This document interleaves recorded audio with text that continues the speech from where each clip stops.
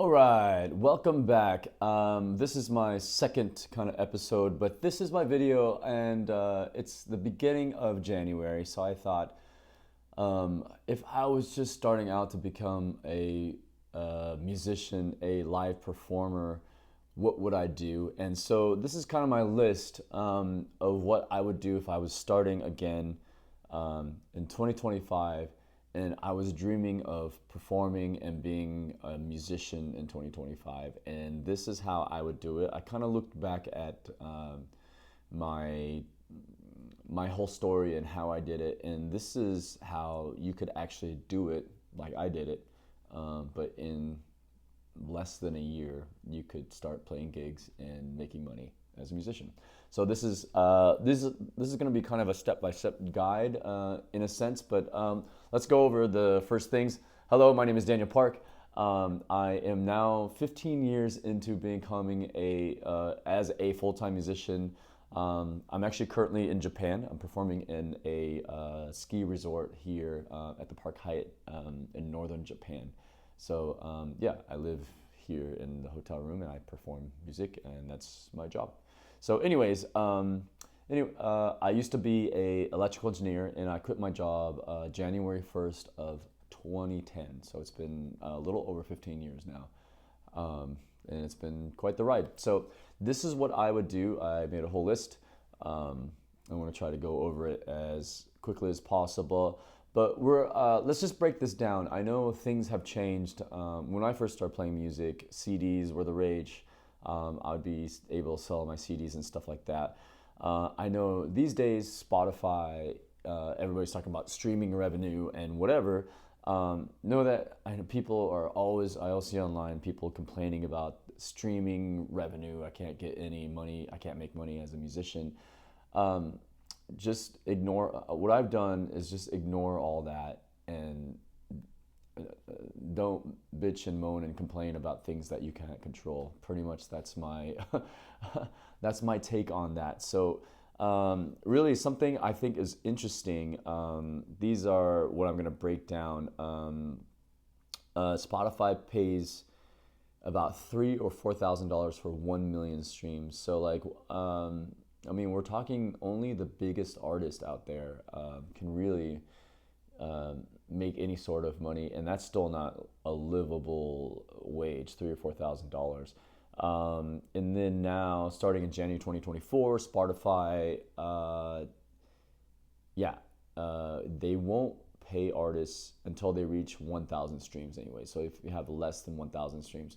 So basically what this means is like all these streaming revenues that you're going to get, I mean, the amount of effort and money and whatever you put into promoting and doing all that for your song, for your personal songs, or hoping to be a big hit, I think there's a reality to understanding that maybe streaming isn't for everyone.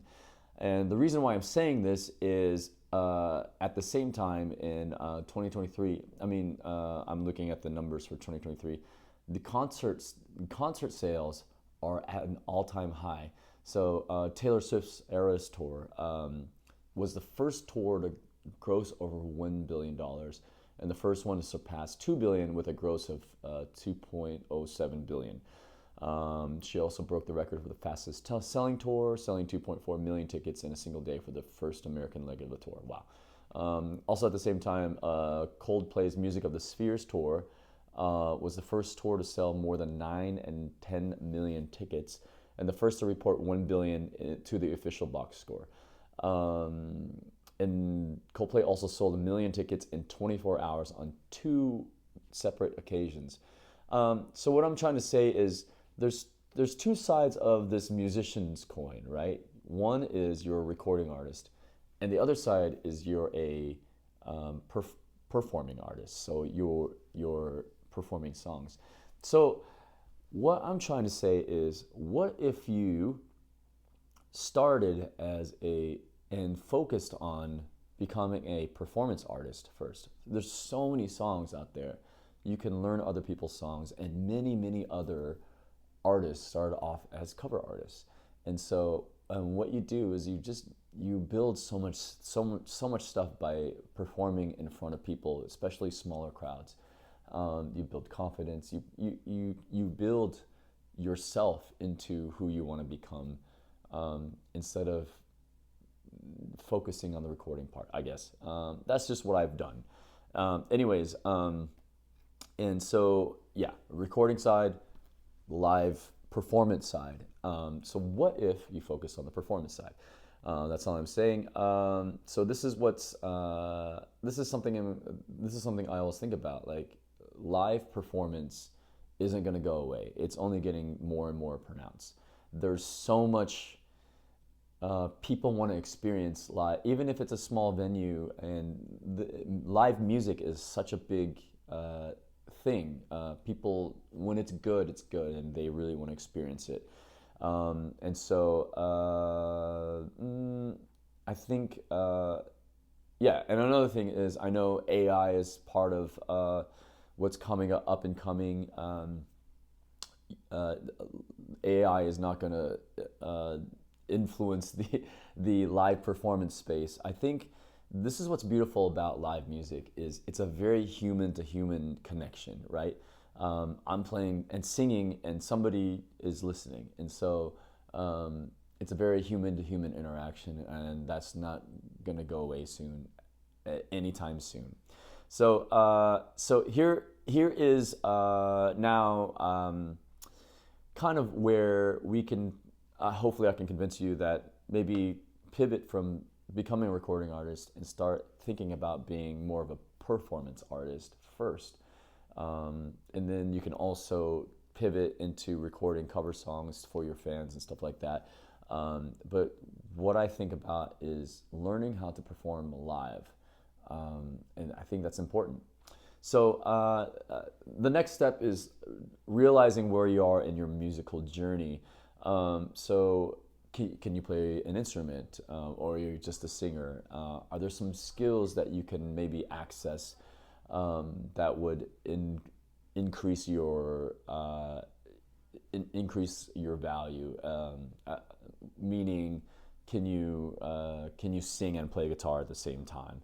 And so that does make it a bit easier if you can sing and play guitar by yourself and not have to hire anybody. That makes it easier to just do everything yourself. That's the way I kind of did it, and been able to make it my life a bit simpler as a solo artist that way. Anyway, so something I wrote down. So you got to kind of determine where you are in your musical journey. Can you play a few chords on the guitar, or are you pretty proficient? Can you sing and play guitar to the point where you can go through a whole song? If you're at that point, I think when I started being serious about performing, I was to the point where I could play maybe 10 to 15 songs consistently well. So that's kind of where I started my journey. So if you're already at that point, you're at a very, very good place to be. I'm saying from this point, you could start gigging and making money as a live musician in like 6 to 8 months. And we'll go over the numbers. So the goal is to start learning new songs. So something I did was I learned one new song every week. And because I did that, I started going to an open mic. I started going to open mic every Tuesday when I was still in college, actually, at the end of my college career. And every Tuesday I would show up with at least one brand new song that I memorized the lyrics and the music for. And so every week it'd just be this rotating thing. I'd come with a new song, and it was kind of a challenge. So for me, so what I'm trying to say, and I think is important, is you need to break down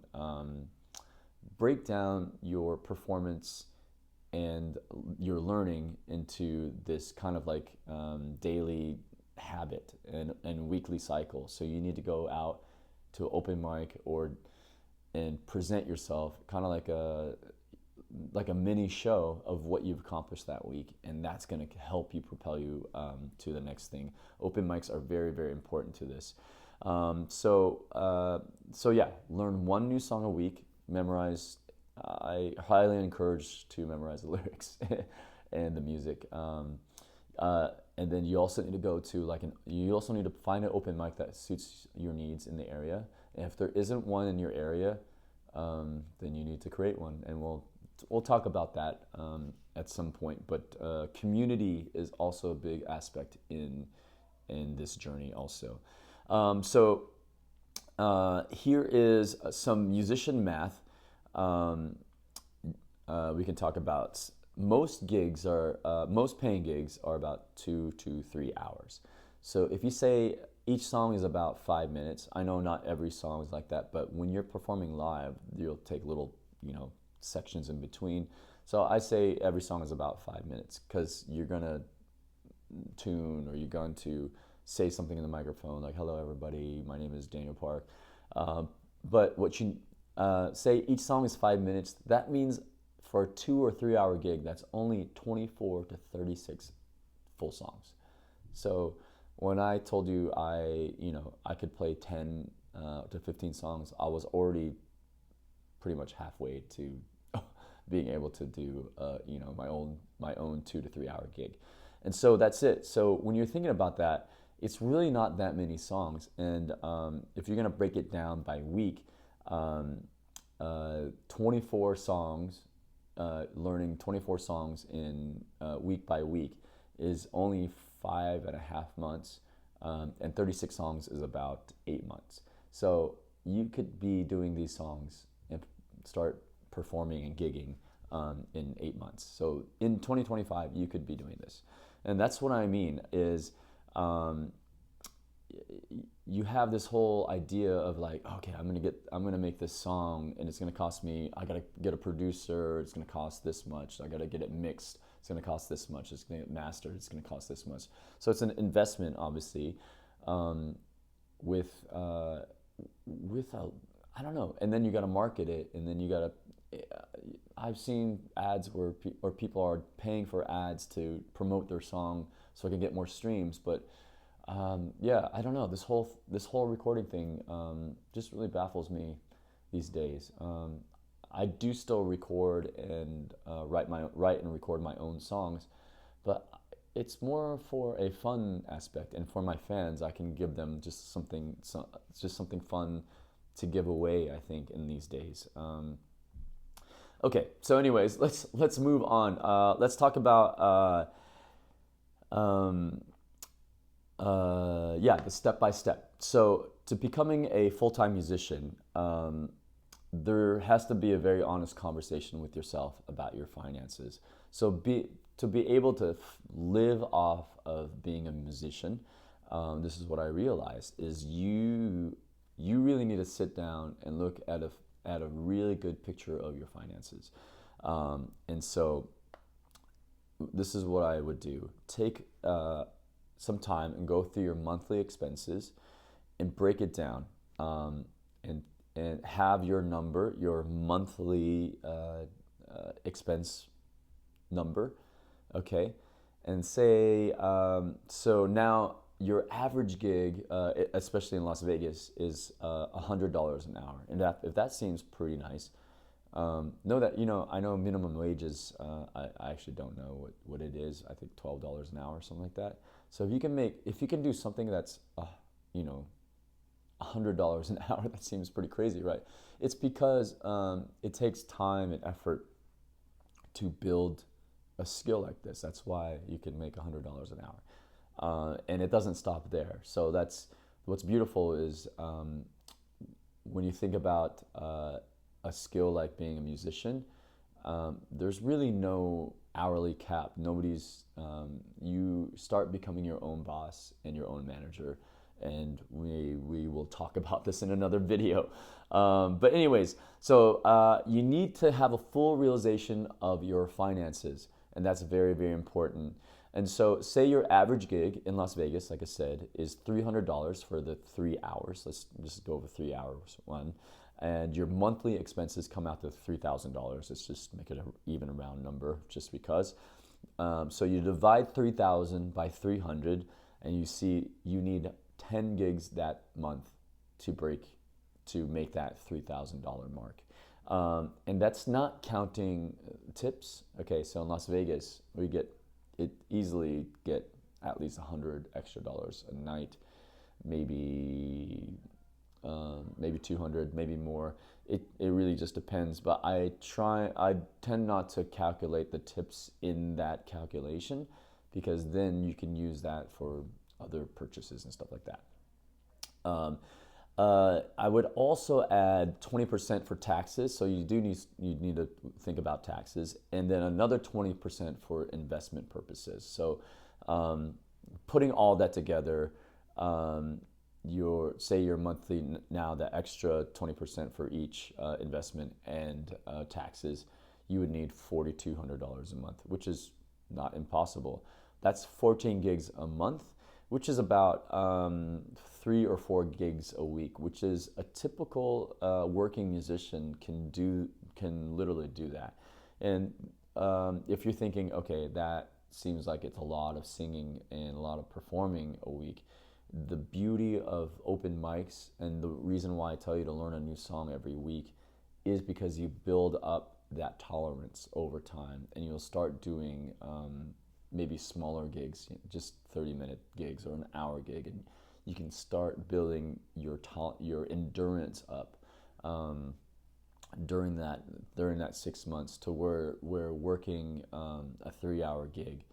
Of course, you can take 15-minute breaks every hour also.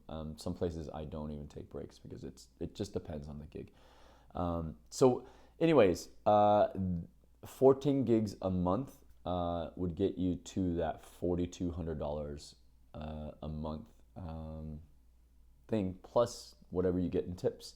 And so, wow. What I think is really cool about that is that's like the very lowest bar that you can do. Once you start building a following, and you get people really interested in how you perform, you're gonna see much interest in like getting you for a private event, like a Christmas party or a birthday party or a corporate party or a wedding or all these different. There's so many different things to do. You can start charging. Okay, I'll be honest. I want to be honest on this channel that there were times where I was charging $1,000 an hour. So like, that's easy. At some point, you can charge whatever you want. And so what happens is, I mean, what is it worth to you? You can say your number and whatever, $500 an hour. It really is dependent on you and what you are capable of, your skill set, and how what you bring to the table, obviously. And that comes from performing gigs in front of people a lot.